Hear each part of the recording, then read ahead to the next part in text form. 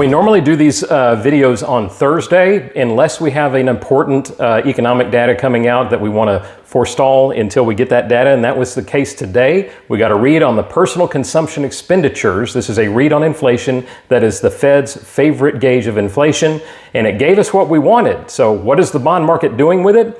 Well, it's not great. So let's talk about it in today's video. Today is Friday, June 28th. I hope everyone is doing well, staying cool with the dog days of summer upon us. Let's dive right into the numbers. Mortgage News Daily has the daily tracking for a 30-year conforming rate mortgage. This is a national average, 7.07% today, y'all. We were at 7.01% 1 week ago today. We were at 7.28% 30 days ago. So we're a little less than a quarter of a point worse or better than we were this time last month, but we're not nearly as good as we were mid-month. I want to take just a sideline here to explain that I've seen a few headlines out there saying that interest rates have improved in the last 2 weeks.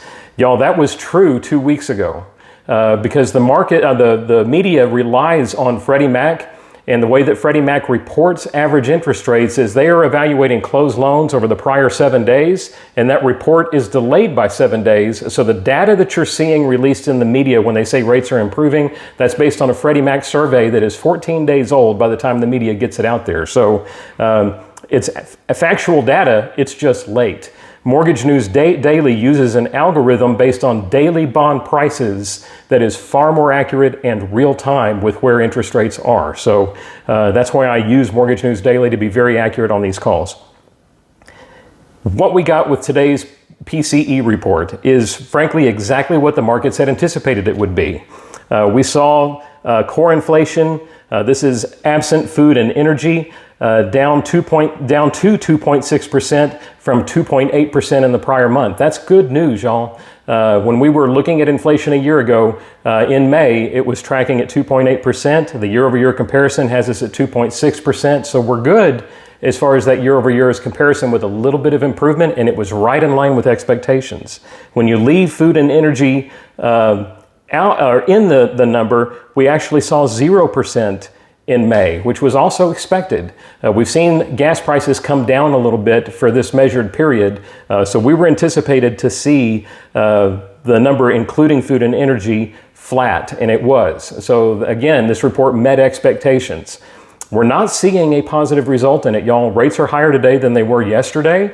I think that is because bond traders were you had a number of individuals that were likely having significant positions in the bond market that were hoping for a surprise to the downside on this inflation read, and they didn't get it. They got a report that was right in line with expectations. We've also got the remainder of this year that without a miss to the downside on this number, meaning better than expected inflation, when we get a report that's at expectations and you look at the remainder of the year and the replacement values from last year, there's very little chance for us to improve these core numbers between now and the end of the year. So it looks like that when this report comes in, the bond market looks at it and says, you know what, there's really nothing on the horizon that's going to give us enough improvement between now and the end of the year to see cuts in our future, at least in the short term. So the bond market's pricing that in. That's why we're seeing, even though we got what we wanted in this report, we're not seeing it reflected in today's pricing. It's actually a little bit worse.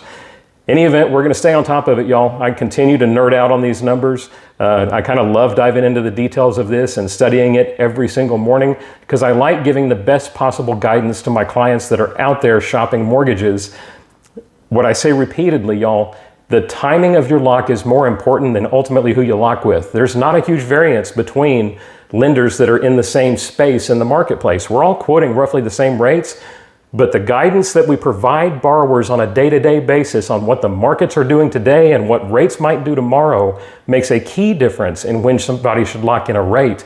That's what customers should be advised to be looking for in a mortgage lender. Hopefully we provide that in a really stellar fashion here. I know we do. We strive to do that as a team, and we're always honored to have your referrals. Stay blessed, stay safe, have a great weekend. We will talk to you next week.